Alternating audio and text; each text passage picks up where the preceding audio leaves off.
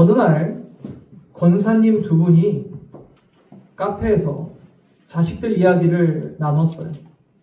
한 권사님이 환하게 웃으면서 자랑을 하기 시작했어요. 우리 딸이 이번에 시집을 아주 잘 갔어. 사이가 얼마나 착한지. 아침마다 우리 딸 더 잘하고 자기가 아침밥도 하고 자기가 자기 양복도 다리고 그러고 출근한다네. 얼마나 시집을 잘 갔는지 몰라.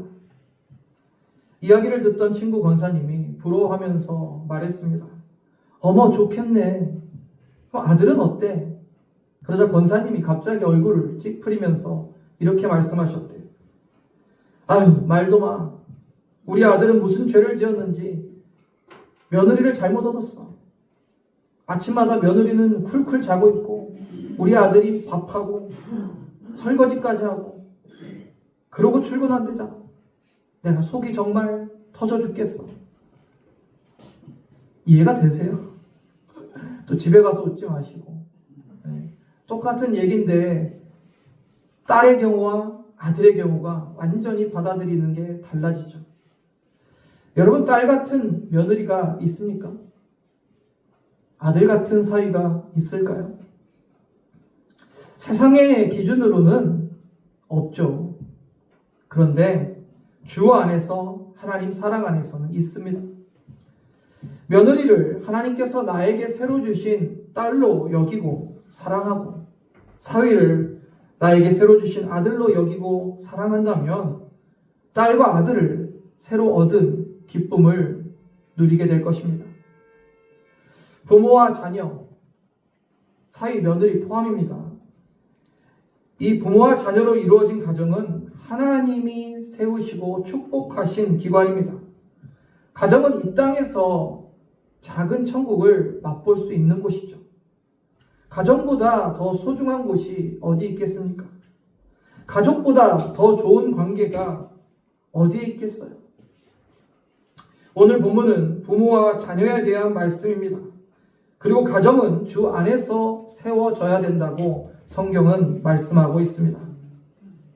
먼저 본문 1절을 보면 자녀들아 주 안에서 너희 부모에게 순종하라. 이것이 옳으니라. 본문은 먼저 자녀들아 라고 자녀들을 향한 권면을 시작합니다. 자녀들을 향한 권면은 주 안에서 너희 부모에게 순종하라라는 것이에요. 부모에게 순종하는 것이 옳고 그 말씀의 권위를 받아들여 부모의 말에 자신의 의지를 굽힐 수 있어야 된다는 거예요. 그럼 부모가 잘못 가르치는 것도 자녀들이 다 순종해야 될까요? 그렇진 않죠. 예를 들어서 주일에 교회를 가려고 하는데 믿지 않는 부모가 너 교회 가지 마라고 하면 따라야 합니까? 본문을 보시면 분명히 뭐라고 명시하고 있어요? 주 안에서. 이게 핵심이에요. 이게 핵심. 무조건 다 순종하라는 것이 아니라 주 안에서 순종하라는 거예요. 하나님의 뜻, 그 말씀에 벗어나지 않는 것이라면 순종하라는 것이죠. 부모의 가르침이 하나님의 뜻에 맞는다면 자녀들은 그 말씀에 순종하는 것이 옳다는 거예요. 출애굽기 20장 12절에 부모를 공경하라고 하고 하나님의 약속이 기록되어 있습니다. 오늘 본문은 그 말씀에 약속이 있는 첫 계명이 본문 2절, 3절에 이렇게 기록되어 있습니다. 내 아버지와 어머니를 공경하라. 이것은 약속이 있는 첫 계명이니 이로써 내가 잘되고 땅에서 장수하리라. 그럼 10계명 5번째 계명 아시죠? 내 부모를 공경하라. 공경하다, 티마오는 순종보다 좀 더 넓은 개념이에요. 순종은 공경 안에 있어요. 바울은 이 계명을 약속이 있는 첫 계명이라 말하고 그 약속은 3절에 뭐라고 기록되어 있습니다. 땅에서 잘되고 장수하리라. 부모는요, 자녀에 대해서 이 땅에 하나님의 대리자와 같아요. 하나님은 처음 사람 아담과 하와는 직접 지으셨지만 그 이후에 부모를 통해서 자녀에게 생명을 부여하셨어요. 부모는 나의 생명의 전수자입니다. 여러분, 부모님이 생존에 계시다는 것이 얼마나 큰 축복이고 감사의 제목인지 아십니까? 부모님이 돌아가시게 되면 아무리 부모를 공경하고 싶어도 할 수가 없죠. 저는 어버이 주일만 되면 기억나는 설교가 있어요. 바로 원로 목사님이 하셨던 설교예요. 설교의 내용이 다 기억나진 않지만 어버이 주일 때 설교할 때마다 자주 하셨던 말씀이 있어요. 원로 목사님의 아버지, 어머니, 저한테는 친할아버지, 친할머니죠. 너무 빨리 돌아가셨어요. 친할아버지는 제가 1살인가 2살 때 돌아가셨고, 할머니는 제가 초등학교 4학년 때 돌아가셨어요. 할머니가 돌아가셨을 때 원로 목사님의 그 나이가 저보다 더 젊었어요. 너무 빨리 두 분이 소천하셨죠. 그래서 원로 목사님은 어버이 주일만 되면 부모님이 살아계셔서 효를 다하고 공경할 수 있다는 것만으로도 얼마나 큰 축복이고 감사의 제목인지 자주 언급하셨어요. 당신께서는 하고 싶어도 이제 할 수가 없다며 울음을 참으시던 모습이 기억이 납니다. 여러분, 부모님이 얼마나 소중한 존재입니까? 내가 아버지, 어머니라고 부를 수 있는 존재가 계심이 얼마나 감사합니까? 부모님은 마땅히 공경받아야 될 대상이에요. 그분들이 있었기에 오늘 우리가 존재할 수 있는 것입니다. 그래서 하나님께서는 부모 공경은 율법에 못 박아 놓으셨고 이 세상에서 복을 받는 일이라고 약속하셨어요.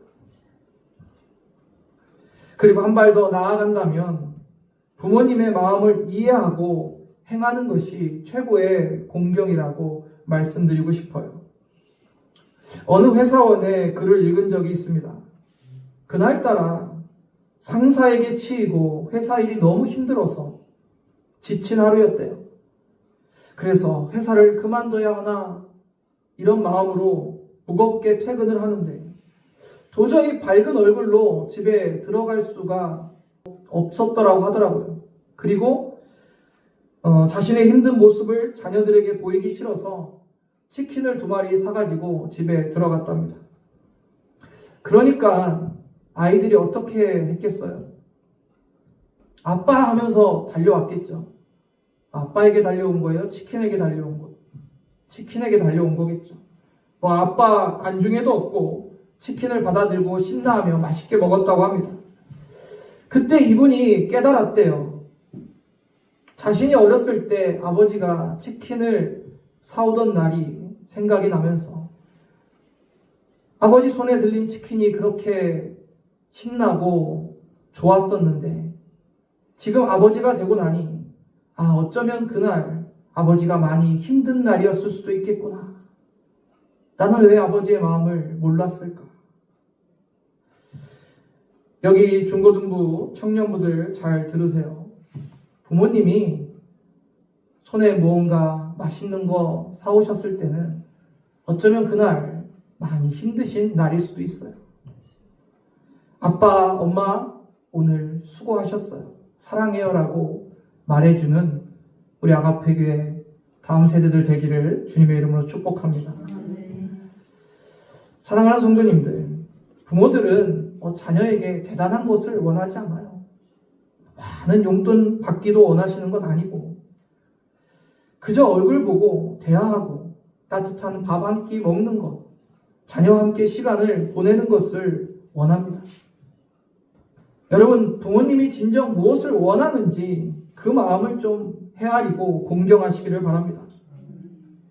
부모님이 살아계실 때 함께 대화도 하고 시간을 보내주시길 바랍니다. 부모를 공경하는 것이 약속에 있는 첫 계명입니다. 내 부모를 공경하라. 말씀에 따라 부모에게 효를 다하고 공경하며 하나님의 약속의 축복이신 땅에서 잘되고 장수하는 복을 누리시기를 주님의 이름으로 축원합니다. 이어서 바울은 부모들에게 자녀들을 주의 교훈과 훈계로 양육하라고 가르칩니다. 본문 4절을 함께 읽어볼까요? 또 아비들아 너희 자녀를 노엽게 하지 말고 오직 주의 교훈과 훈계로 양육하라. 본문 4절을 보면 너희 자녀를 노엽게 하지 말라라고 말씀하고 있어요. 이 가르침은 당시에 어디에서도 들어볼 수 없는 교훈이었어요. 당시에는 부모의 권위, 아버지의 권위가 특히 절대적이었거든요. 부모가 자녀를 노엽게 하지 말고 인격적으로 가르치라는 것은 당시 사회에서 놀라운 말씀이었어요. 노엽게 하다, 파로르 기조는 분노하게 만들다는 뜻이에요. 여러분, 자녀를 분노하게 만들지 말아야 될 이유가 무엇인 줄 아십니까? 자녀를 노엽게 하지 말아야 되는 이유가 무엇인 줄 아세요? 자녀가 분노하고 자녀가 노엽게 되면 그 틈에 마귀가 들어온다는 거예요. 막 분노하고 화나 있는 상황에서 마귀는 그 틈을 놓치지 않고 우리의 자녀들을 공격합니다. 내 행동이나 말이 자녀를 분노하게 만든다면 즉각 멈추셔야 돼요. 그리고 나의 감정을 다 내려놓고 자녀를 한 인격체로 존중하고 대해야 됩니다. 자녀는 부모의 소유물이 아닙니다. 시편 127편 3절을 보시면 보라, 자식들은 여호와의 기업이요 태의 열매는 그의 상급이로다. 여호와의 기업, 여기서 기업은 부모가 스스로의 힘으로 얻어낸 것이 아니라 하나님의 은혜로 주신 것이에요. 태의 열매는 자녀를 뜻하며 자녀의 생명의 근원이 하나님께 있음을 고백하는 것입니다. 자녀는 부모의 소유물도 아닙니다. 하나님께서 부모에게 맡겨주신 귀한 선물이자 축복이라는 것을 기억하시길 바랍니다. 나의 자녀가 나의 것이 아니라 하나님의 것이라는 것을 잊지 마시길 바랍니다. 하나님의 것을 내가 결코 함부로 대해서는 안 됩니다. 지금 시대의 부모들이 자녀를 양육하기 위해 얼마나 많은 노력들을 합니까? 하지만 부모와 자녀의 사이가 틀어진 가정들이 얼마나 많은지 몰라요. 왜 그럴까요? 부모들이 자신들의 감정이나 가치관을 그 기준을 가지고 가르치기 때문이에요. 나의 감정이 자녀들에 대한 태도가 되어서는 안 됩니다. 그리고 내 기준과 가치관을 그대로 자녀들에게 가르치려 해서도 안 됩니다. 오늘 본문은 어떻게 가르치라고 말씀하고 있습니까? 본문 4절에 주의 교훈과 훈계로 가르치라고 말씀하십니다. 교훈은 마땅히 해야 할 것이에요. 마땅히 해야 될 것.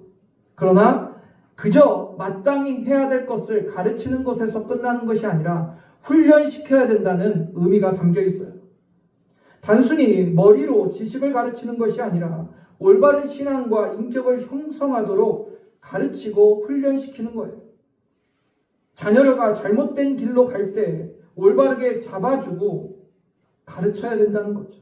무엇보다 부모가 먼저 삶의 모범을 보이며 자녀가 그것을 체득하게 하는 것이 주의 교훈으로 가르치는 거예요.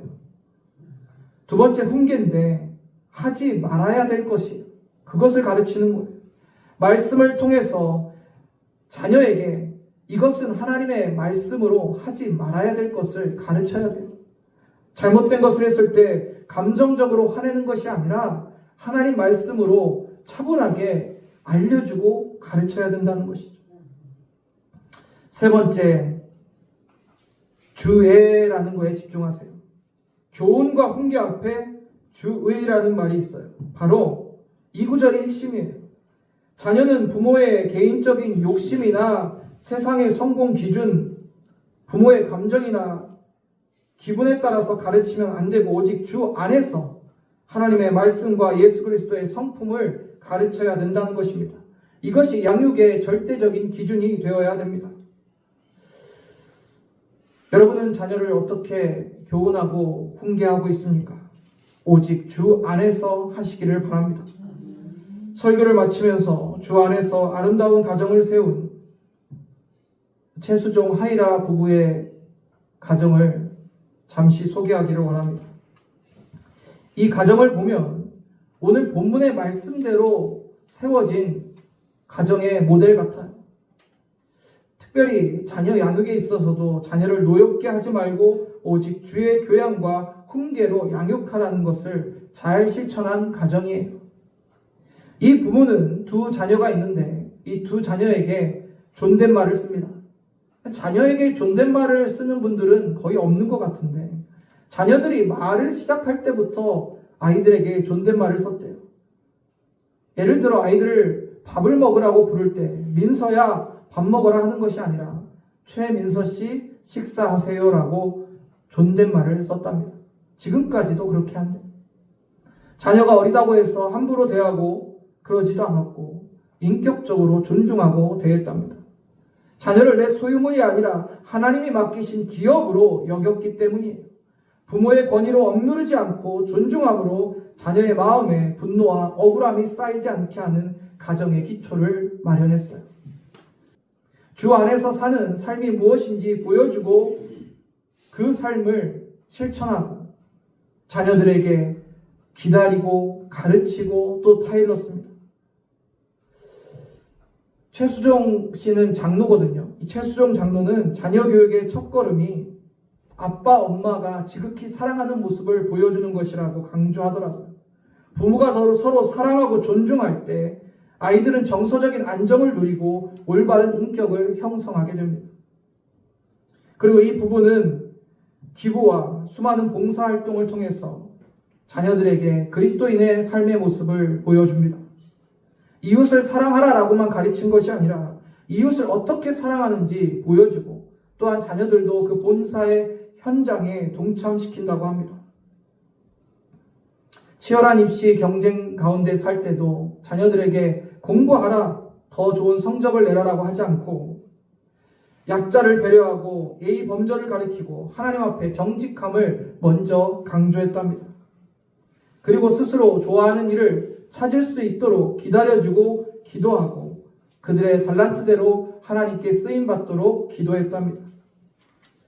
결과적으로 이 부부의 자녀들은 부모의 든든한 신뢰와 존중 속에서 건강하고 바른 신앙의 청년들로 자라났습니다. 여러분, 주 안에서 하나님의 말씀으로 양육하는 것이 가장 훌륭한 자녀 교육의 방법입니다. 사랑하는 성도님들, 어버이 주일을 맞이하여 가정에서 주 안에서 세워지는 가정의 축복을 누리시길 바랍니다.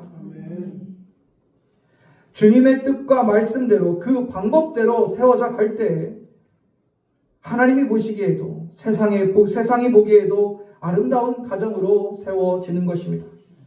주 안에서 부모를 공경하고 자녀를 주의 교훈과 훈계로 양육하시기를 바랍니다. 믿음의 가정, 아름다운 가정을 세워져 가는 우리 아가페 교회 모든 가정이 되기를 주님의 이름으로 축원합니다.